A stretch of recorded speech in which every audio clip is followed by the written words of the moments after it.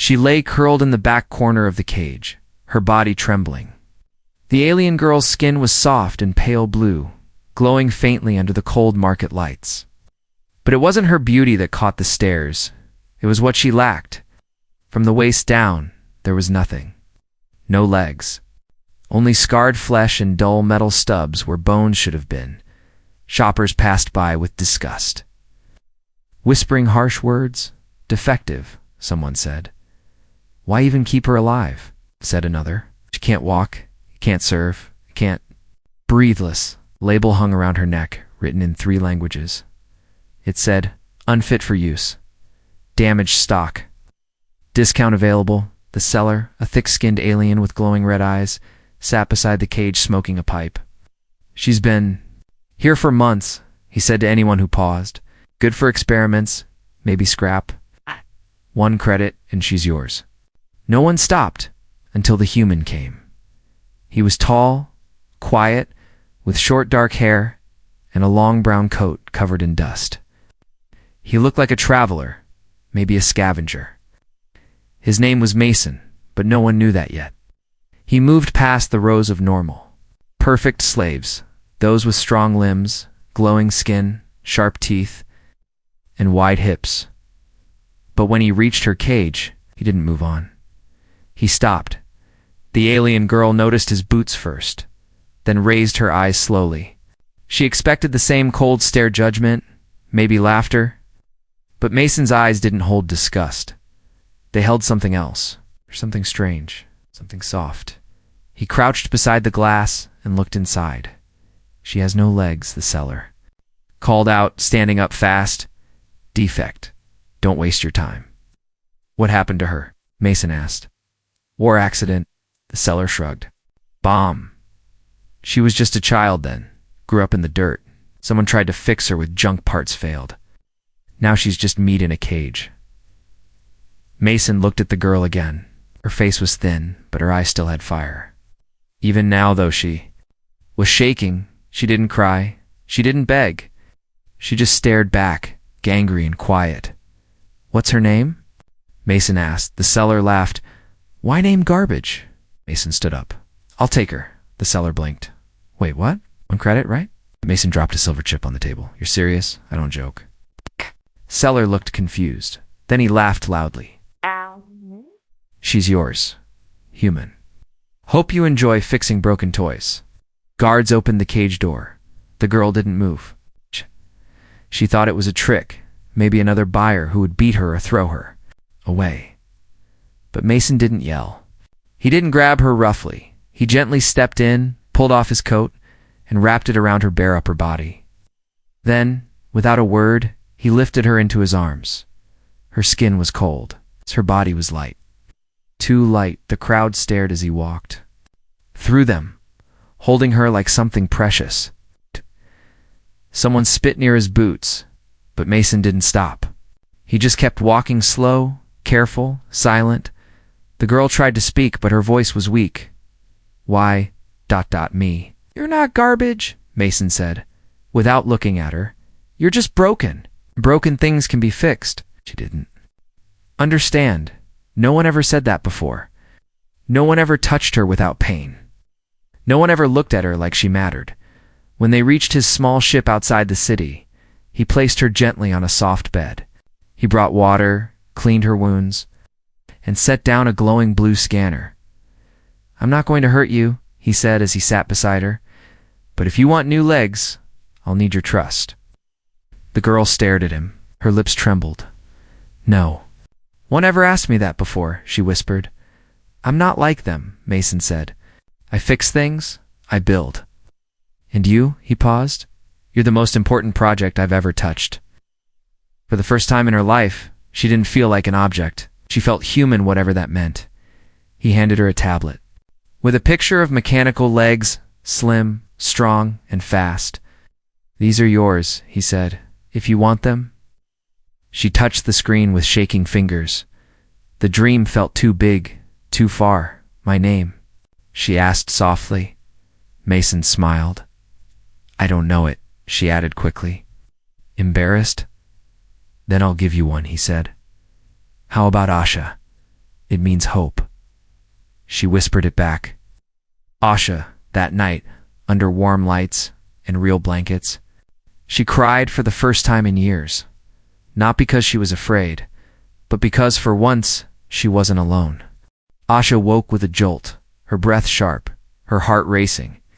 For a second, she thought she was still in the cage. Her hand shot to her chest, expecting to feel cold metal bars around her, but instead, her palm pressed into something soft. Sheets. She blinked. Warm light spilled through a small window above her head. The air smelled like clean cloth and old wood. She wasn't on the ground anymore. She was lying on a real bed. Her body tensed. Was this another trick? A sweeter cage? Hetty? Brought her here to pretend, only to do what the others always wanted. She looked around. The room was small, but clean. A tiny shelf lined with tools and machines sat to the right. A glowing panel blinked softly beside the bed. Beside the door, a single chair, empty. But the same coat the man had wrapped. Around her was hanging there. Then she heard footsteps. Her fingers gripped the blanket. A tall figure entered slowly, carrying a tray. Hello. It was Himison. He set the tray on a table without speaking. There was food on it. Warm bread, steamed root cubes, and a cup of something that smelled like spice and honey. She didn't move. Eyes followed him like a cornered animal. He spoke, his voice calm. You're safe here, Asha. No one's going to hurt you. She stayed silent. I figured you'd wake up hungry, he said. You didn't eat much yesterday. Still, she didn't move. She stared at the food like it might explode. Mason didn't force her. Instead, he walked over to the shelf and began working with the tool slow. Quiet, focused, after a long moment, her hunger took over. She pulled the tray close, her fingers shaking as she lifted a piece of bread to her mouth. She waited. No pain. No punishment, only taste. Asha closed her eyes. Her throat tightened. It wasn't the best food in the galaxy, but it was warm, and it was given without demand. Mason kept working. When she finished, she whispered, "Why are you doing this?" He looked up. "Because you deserve better, but I've broken. You're not." She shook her head. "I can't walk. I can't do anything. They said I wasn't useful. I wasn't even a real woman." "They lied," Mason said. He turned his panel around. On the screen were leg designs, sleek, advanced, glowing with lines of human and alien tech. "Been working on these for years," he said. "Fitted for someone like you." She stared wide-eyed. "You made legs?" she asked. "I make a lot of things," Mason replied. "But I never made something this important before." He walked toward her, kneeling beside the bed. "You're not a project to me, Asha. You're not junk. You're someone who needs help, and I can help." She touched the screen. Her hands trembled again. "You'll give them to me?" He nodded. "Only if you want them." Her voice was barely a whisper. "I want to stand again." Mason smiled. "Then we'll make it happen." That night, Asha watched him work. Didn't ask for anything. Didn't even stare. He only spoke to explain her bone structure, how her body would connect to the metal, how the implants would grow with her nerves. She didn't understand all the words, but she understood one.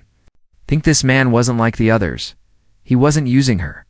He was giving her something she never had before: choice. Later, he stepped out of the room to rest.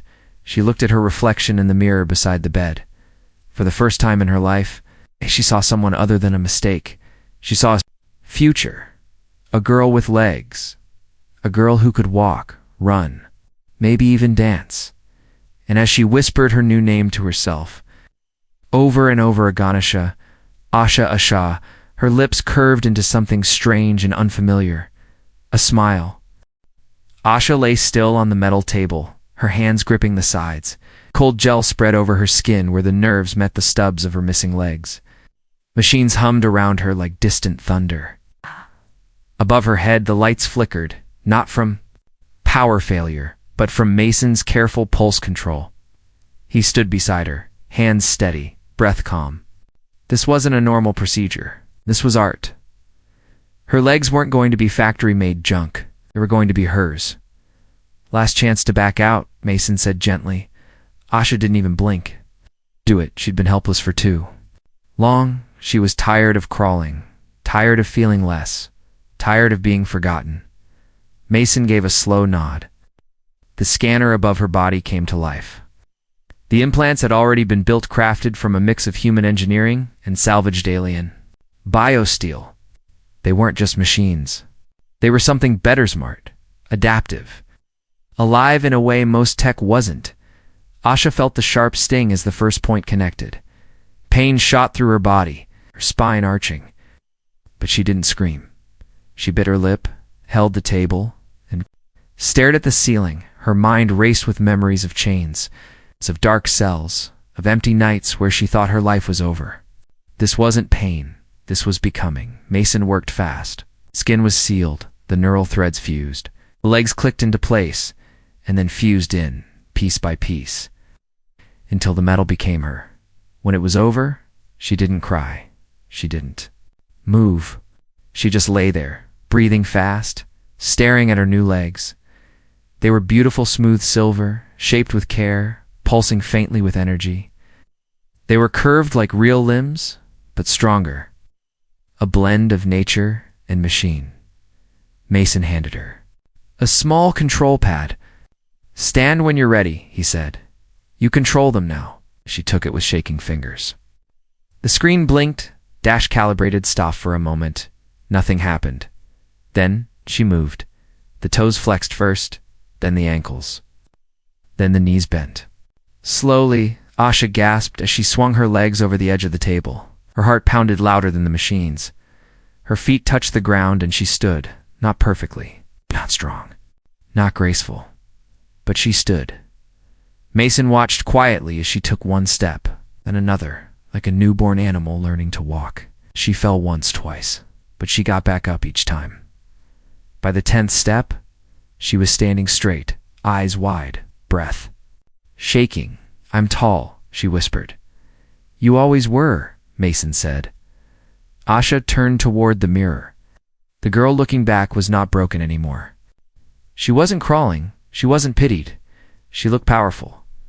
That night, she didn't sleep. She walked up and down the room. Then outside, under the stars, wandered slowly through the quiet landscape around Mason's shelter, her new feet pressing into soft soil for the first time. Her reflection shimmered in a pool of water nearby. Legs gleamed beneath her as if they belonged to her since birth. She returned to the house and found Mason sitting at his workbench. Tools. I can't stop walking, she said with a small laugh. You shouldn't, he replied. You've got a whole galaxy to walk through now. She stepped closer. Why did you do this? Mason looked up, pausing for a second. Because I could, and because no one else did. Her heart beat faster. You didn't ask for anything? I didn't do it for something, he said. I did it for someone. Asha looked down at her hands, then at her legs. I don't have anything to give you. You just gave me something, Mason replied. You smiled. She felt her face warm. Not from heat, but something else. Something she hadn't known since before the war. That night she danced alone, barefoot, free, but beyond the stars. Far across the system, whispers began to stir. A girl who could not walk was now running. A girl who could not breed had been rebuilt, and some watching from afar were not happy. The sunlight slipped through the trees outside. Nasha moved with ease across the field, her step strong, her balance smooth, her silver legs catching glints of gold in the morning light. She no longer feared falling. The ground no longer felt like an enemy. Mason watched her from the porch, arms crossed, eyes proud. He didn't say anything. He just smiled as she spun once in the open space, hair flying behind her like a comet trail. She laughed. That laugh hadn't existed before. It had grown with her legs, but the sky didn't laugh. It rumbled.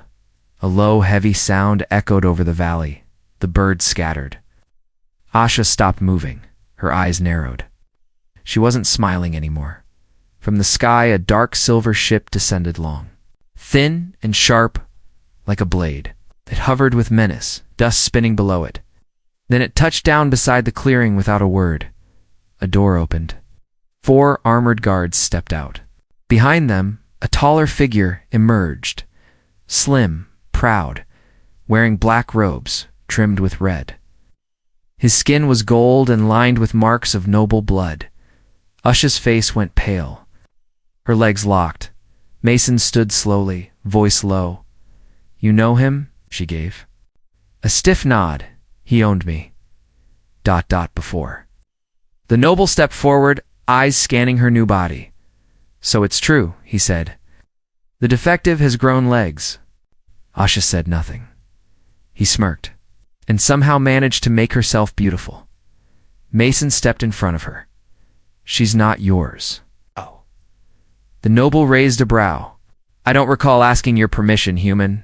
She belongs to my house by contract. Genetically marked, traded and signed before your kind ever touched this dust." "She was abandoned," Mason said firmly. "You threw her away. You don't get to claim her now that she stands on her own. You think I care about your earth morals?" As the noble's tone sharpened. "She's no longer broken. That makes her valuable again. My clan demands her return. There are uses for her now." She pushed forward, her hand on Mason's shoulder. "I won't go with you." He turned to her, almost surprised she dared speak. "You'll go if I order it." "I don't need your voice, only your body." Usha's fist clenched. Her legs, once weak and hollow, now hummed with quiet strength. "I walked without you," she said coldly. "I'll never crawl for you again." The noble's face twisted, part insult, part amusement. "Then you force my hand," he waved. The guards raised stun rifles. Mason stepped in front of her again. "Try it," he said. "I built her legs. I can break yours." The tension snapped like wire under heat. One guard lunged. Mason moved fast. He grabbed a wrench from his belt and cracked the guard's helmet sideways. Sparks flew. Usha didn't hide. She leaped. For the first time, her cybernetic legs moved with fury, not fear. She kicked one of the guards so hard, he flew into the ship's wall.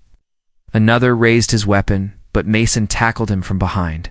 Only one guard remained, but Usha was already on him. Her knee crushed his chest, and the weapon clattered to the grass. Then silence. The noble stood frozen, his robes dusty, his power gone. "You will regret this," he hissed. "I already did." Usha said, "Every day I spent in your cage." He turned and stormed back into his ship as the engines fired up. Mason and Usha stood side by side, breathing hard, faces lit by the exhaust glow. When the ship vanished into the clouds, Mason turned to her. "They'll come again, I know," she said. "We can run hide in another sector." She looked down at her silver feet, now stained with dirt and victory. "No," she said. "I won't run again. If they come, I'll face them. And if they try to take you," she looked him in the eye, "then I'll show them what it means to fix the broken." And somewhere inside her, something new awakened. Not just strength, not just freedom, but a sense of power that couldn't be stolen again. Usha stood in the kitchen, staring at the same cup for almost 10 minutes. Her hand gripped the handle, but she didn't lift it. Her legs, once unstable and new, had grown strong. She no longer thought about walking. It came as naturally as breathing. But today her breath felt wrong. Something inside her chest fluttered. Not fear, not excitement, something different. Something deep and strange. She tried to take a sip from the cup, but her stomach twisted. The liquid smelled fine, but the moment it touched her lips, her body pushed it away. She dropped the cup and staggered back. Mason heard the crash and rushed into the room. "Usha." She was already kneeling, clutching her stomach. "I feel sick. ... Everything's spinning. ... He helped her up, carried her to the medical scanner, and laid her down gently. She didn't argue. Her face was pale, her hands trembled. Mason powered the scanner and ran the usual diagnostics: heart rate, blood oxygen, neural link to the legs. Everything looked fine until a new alert blinked across the screen. Biological shift detected. Hormonal spike, fetal signal confirmed. Mason stared.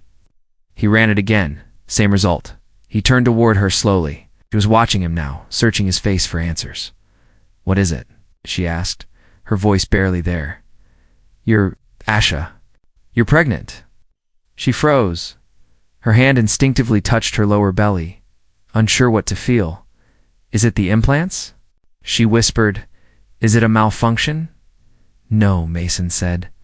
"This isn't mechanical, this is real, organic, alive." "But I was marked sterile," she said. "They told me I couldn't carry life, that my genetics were flawed." Was ... empty. Mason sat beside her, still stunned. "Maybe they were wrong. Maybe your body was never the problem. Maybe they never gave you a chance to heal."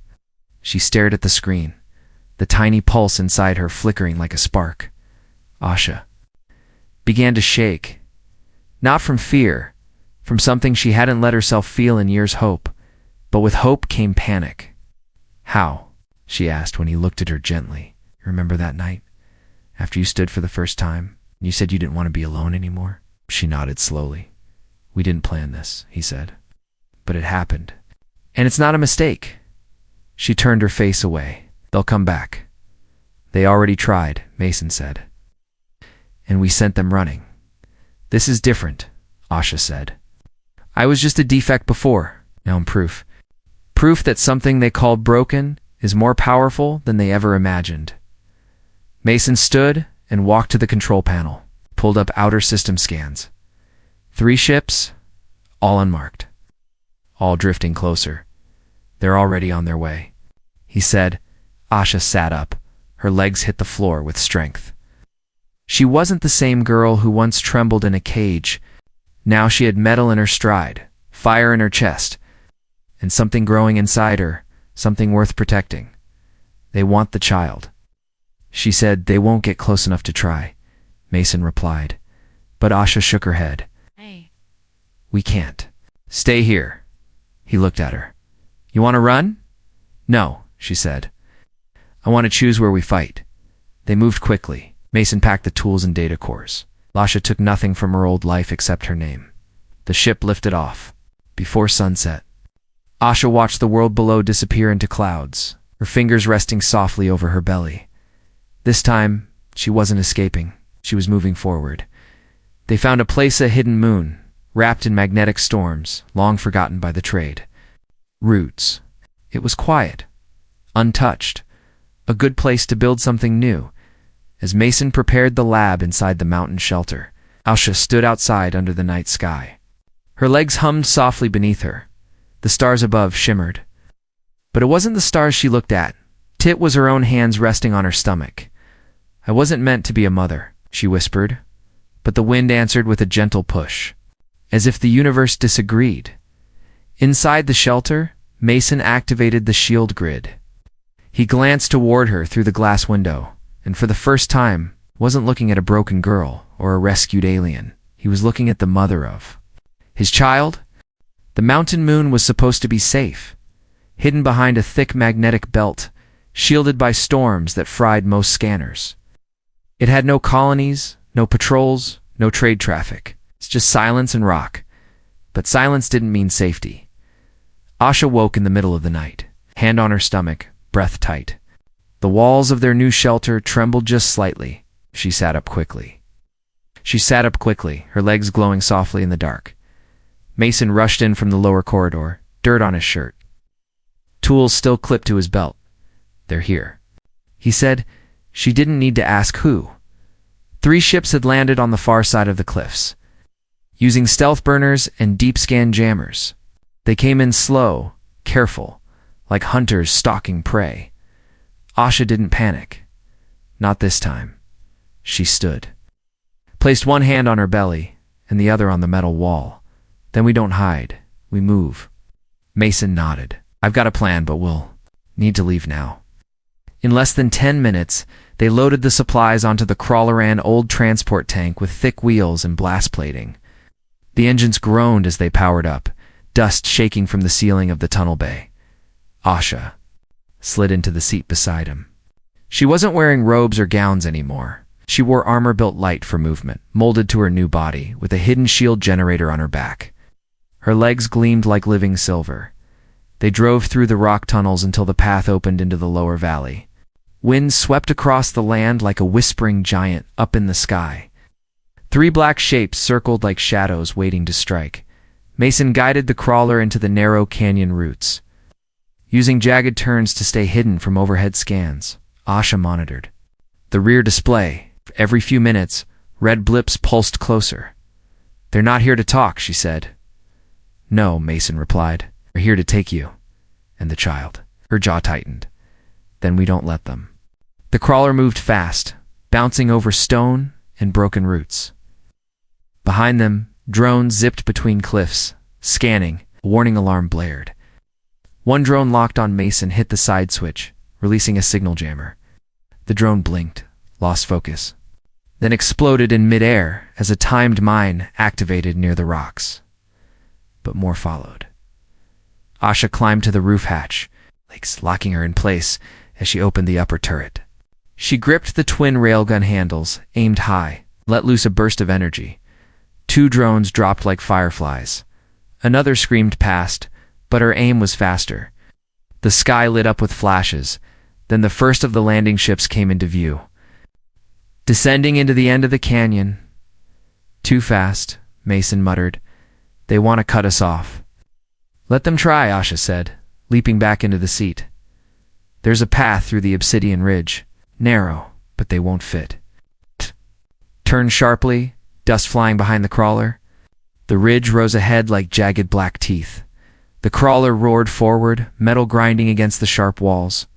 Mason's hands gripped the controls tight, sweat on his forehead. Behind them, the skyship tried to follow. It didn't fit. The ship slammed into the sides of the narrow gap and burst in a wall of fire. The force wave shook the valley, but Asha and Mason drove through, untouched. On the other side, an open field stretched wide and far across it, a buried landing pad hidden beneath moss and stone. "That's our exit," Mason said. Asha stared. "At the pad, you built a ship?" "I built us a ship," he said. "One no scanner can trace." As they neared the platform, a second enemy vessel dropped from above, but it didn't land. It opened fire. Rocks exploded around them. The crawler spun sideways from the shock. Mason was thrown against the seat, bleeding from the side. Asha jumped out, pulling him with one hand and covering his head with her armored arm. "You have to get inside," Mason gasped. "You and the baby go." "No," she said. "We all go." She stood, body shaking, legs burning with power. The ship above recharged its cannon. Asha sprinted faster than any drone, faster than the last breath of fear. She reached the side. Launcher activated the pulse turret, locked onto the enemy ship. One shot, a blast of white light tore through the sky and struck the ship's underbelly. It didn't fall, it shattered. She dropped to her knees, exhausted, heart pounding, metal limbs steaming from overuse. Mason limped to her, helped her to her feet, and they climbed the ramp to the buried ship inside. The lights flickered to life. As the vessel rose through the clouds, Asha looked through the window. The moon below was quiet again, but inside her, life stirred in this time. No one would take it away. The stars outside the ship blinked quietly, far and calm, like they had never known war. Asha sat by the window, her silver legs folded beneath her, one hand resting gently on her round belly. Her breath was steady, her heart peaceful for now. Mason walked in, his arms still wrapped from the canyon blast.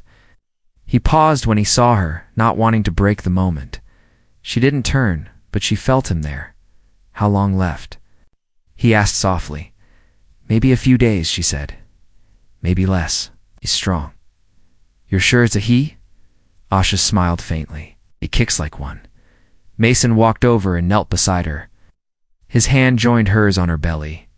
For a moment, there was only silence, and then a firm thump pulsed against their hands. Asha let out a short breath, half a laugh, half a tear. "He's ready." Mason looked at her, truly looked. The girl who once lay shaking in a cage was gone. The woman sitting in front of him had eyes full of fire and purpose. Her legs gleamed with strength, but it was her spirit that lit the room. "Now, you've changed," he said. "No," she answered. "I was always this. You just uncovered it." The ship beeped gently, a soft alert. They had reached the edge of human-controlled space. A border station blinked green on the monitor. No threats. No signals. Just welcome. As they descended toward a green-blue planet below, Asha stared through the glass. The place was untouched. No towers, no slave markets, no nobles claiming lives with signatures. Just valleys, rivers, and sky. A place to build too. Raised to heal, their ship landed near the edge of a calm forest. Birds scattered. Wind whispered through tall grass, and then it happened. Asha gripped the chair suddenly, eyes wide. It's time. Mason moved instantly. Blankets, scanner, medkit all ready. She lay back, sweat on her brow, teeth clenched. But she didn't cry. She didn't scream. She brought life into the world with the same strength she used to stand, to run, to fight. And when it was over, when the silence broke, the sound that filled the air was not of pain, not of war, but of a newborn child's first breath. Asha held him close, tears running down her cheeks. He was warm, alive, perfect. Mason sat beside her, staring at the child in her arms. He's beautiful. Asha looked down at the tiny face, soft brown skin, small glowing eyes. A strange mix of human and alien. He's everything they said I could never have, she whispered. You were never the failure, Mason said. They just couldn't see you. A few days later, they built a signal post on a high hill, not to call for help but to speak the truth. They sent a message across the stars, short and simple. To the ones who throw away the broken. She walks, she breathes, she loves. She is a mother now, and she is not alone. The message spread quietly. Some ignored it, but others didn't. On distant planets, broken girls looked up. Caged beings whispered her name, Musha, the one who was cast aside, yet rose higher than those who pushed her down. She had no army, no throne, no bloodline of power, but she had something greater. She had a child in her arms, she had love at her side, and for the first time in all her lives, she had peace.